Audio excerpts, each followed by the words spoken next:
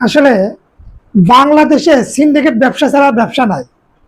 যদিও কিছু মানুষ জনগণের উপকার করতে চায়, কম দামে কোনো মাল সেল দিতে চায়, তাহলে তার জীবনের উপর হুমকি চলে আসে। অথচ এ নিয়ে কিছু ব্যবসায়িক সিন্ডিকেট করতে চায়, তারা ব্যবসা বন্ধই করে দিছে। তার মুখে কথাটা শুনুন। এখন ওদের বক্তব্য হচ্ছে 300 টাকায় পাঞ্জাবি বিক্রি করো ফুটপাতে গিয়া, তুমি স্টোর নিছো কেন?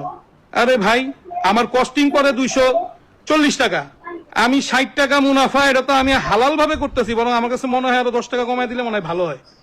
তো এইখানে আমি 240 টাকা কস্টিং এর একটা পাঞ্জাবি, 10 টাকা একটা ব্যাগ, 250 টাকা, অবশিষ্ট 50 টাকা প্রফিট মার্জিন, মানে অনেক ভালো।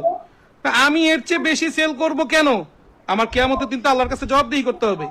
আর কাফনের কাপড়ে তো পকেট নাই যে আমি পকেটে করে টাকাগুলো নিয়ে যাব।